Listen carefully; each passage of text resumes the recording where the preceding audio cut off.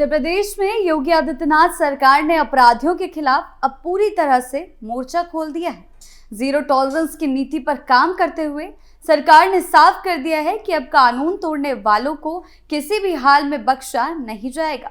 नमस्कार, रूबरू देख रहे हैं आप और मैं हूं आपके साथ शिवानी रतुल। जी हां, चाहे वो कोई भी क्यों ना हो, पशु तस्कर हो, माफिया हो या बड़े अपराध में शामिल हो, हर किसी पर शिकंजा कसने का सिलसिला लगातार जारी है। पुलिस को साफ निर्देश हैं कि अगर कोई कानून व्यवस्था को चुनौती देता है तो उसे उसी भाषा में जवाब दिया जाए। हाल के बदायूं और सुल्तानपुर के एनकाउंटर इस सख्त नीति की जिंदा मिसाल हैं, जहां अपराधियों को उनके अपराधों का अंजाम भुगतना पड़ा। योगी सरकार का संदेश साफ है, अब यूपी में अपराध के लिए कोई जगह नहीं है। क्या कुछ हुआ है एक्शन के तहत, आइए जानते हैं विस्तार से।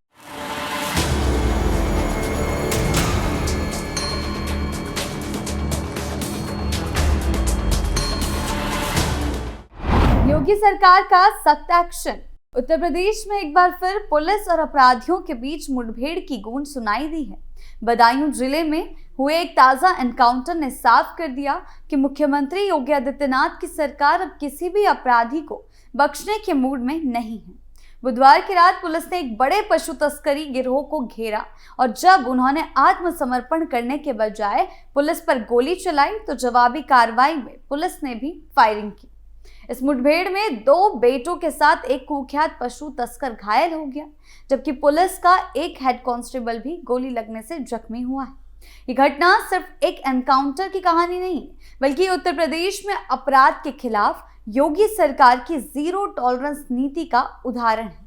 इस पूरे घटनाक्रम की शुरुआत बरेली मथुरा हाईवे के पास एक निजी स्कूल के पीछे गौवंशीय अवशेष मिलने से हुई थी।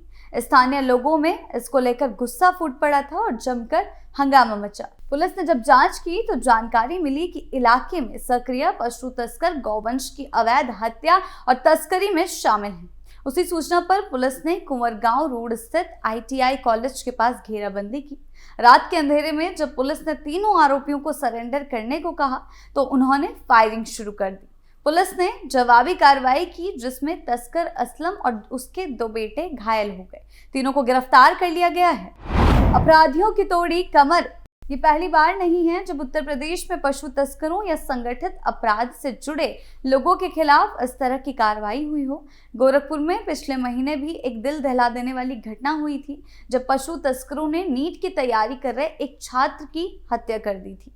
जांच में सामने आया कि इस तस्करी के तार बिहार, कुशीनगर और गोरखपुर तक फैले हुए हैं। इस मामले की जांच STF को सौंपी गई थी और सूत्रों के अनुसार STF ने अपनी रिपोर्ट लगभग पूरी कर ली है। लगातार हो रही इन घटनाओं के बाद मुख्यमंत्री योगी आदित्यनाथ ने साफ कर दिया है कि कानून हाथ में लेने वालों को बख्शा नहीं जाएगा, चाहे वो कितना भी बड़ा या फिर प्रभावशाली क्यों ना हो। यूपी में पुलिस का तगड़ा शिकंजा। पुलिस विभाग को सख्त निर्देश दिए गए हैं कि किसी भी अपराधी को ना छोड़ा जाए और किसी निर्दोष को परेशान ना किया जाए। और यही वजह है कि पूरे प्रदेश में पुलिस बल अब एक्टिव मोड में दिख रहा है। हर जिले में अपराधियों की सूची तैयार की जा रही, पुराने केसों को फिर से खोला जा रहा है और जिस भी व्यक्ति पर संगठित अपराध, पशु तस्करी, लूट या दंगा फैलाने का आरोप है, उस पर कार्रवाई की जा रही है। वहीं बात करें सुल्तानपुर जिले के अखंड नगर थाना क्षेत्र में पुलिस ने एक और एनकाउंटर को अंजाम दिया। ये मुठभेड़ उमा शंकर दुबे हत्याकांड से जुड़ी थी, जिसमें आरोपी विवेक उर्फ पिल्लू को और उसके साथी आशीष शामिल थे।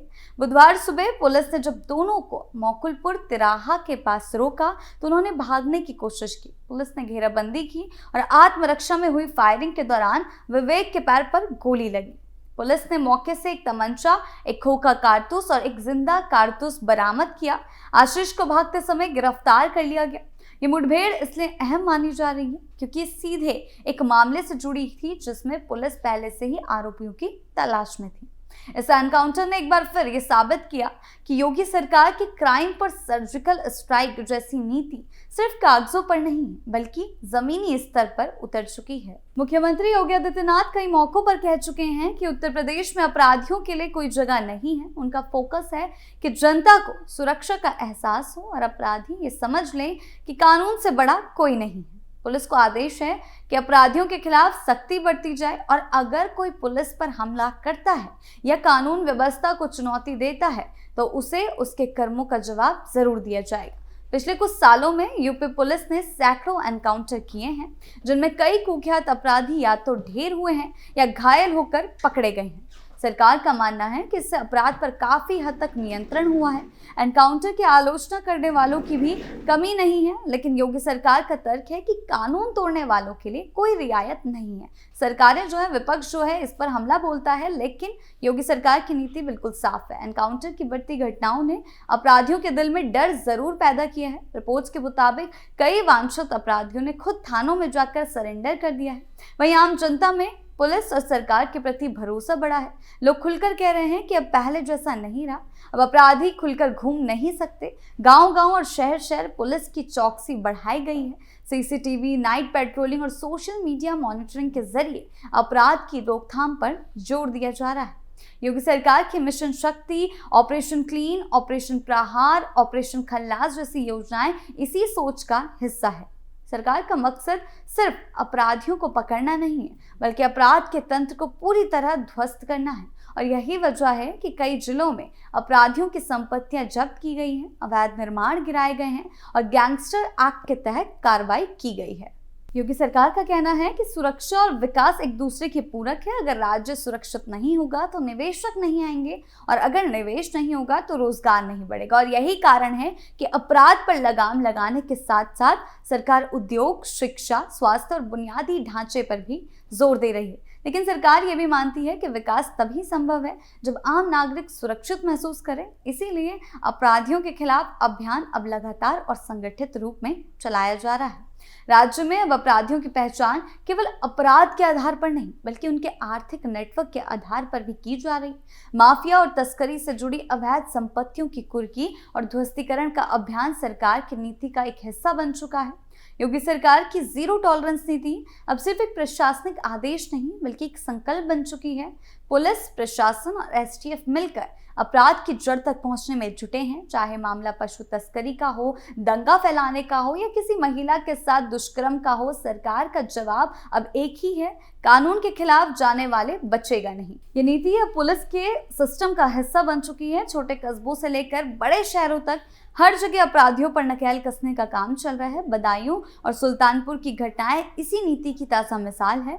पुलिस अब किसी के प्रभाव या दबाव में नहीं, बल्कि कानून के तहत कार्रवाई कर रही है। उत्तर प्रदेश में अब दौर बीत गया है जब अपराधी खुलेआम पुलिस को चुनौती देते थे या नेताओं के संरक्षण में घूमते थे। योगी आदित्यनाथ की सरकार ने राज्य की छवि बदलने की दिशा में ठोस कदम उठाए हैं। भयमुक्त समाज का सपना अब धीरे धीरे साकार होता हुआ दिख रहा है।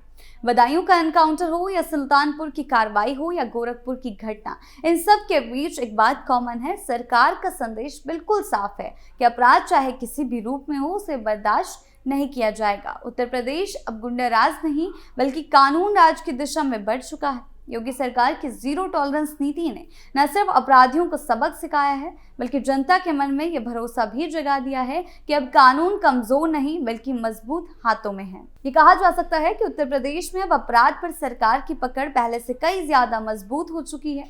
मुख्यमंत्री योगी आदित्यनाथ की जीरो टॉलरेंस नीति ने ये साबित कर दिया है कि शासन अगर इच्छा शक्ति से काम करे तो अपराध कितना भी पुराना क्यों ना हो, उसकी जड़ें हिलाई जा सकती है। बदायूं, गोरखपुर और सुल्तानपुर जैसे एनकाउंटर केवल पुलिस की कार्रवाई नहीं, बल्कि एक संदेश है कि अब प्रदेश में अपराध का कोई भविष्य नहीं। योगी सरकार का लक्ष्य साफ है: अपराध मुक्त, भय मुक्त और सुरक्षित उत्तर प्रदेश। उत्तर प्रदेश में अब कानून का राज सिर्फ किताबों में नहीं, बल्कि सड़कों पर, थानों में और जनता के दिलों में नजर आने लगा है। और यही योगी सरकार की सबसे बड़ी जीत है, जहां अपराधी डरता है और आम इंसान निडर होकर जीता है। आपकी इस बारे में क्या राय है, हमें कमेंट सेक्शन में जरूर बताएं। नमस्कार।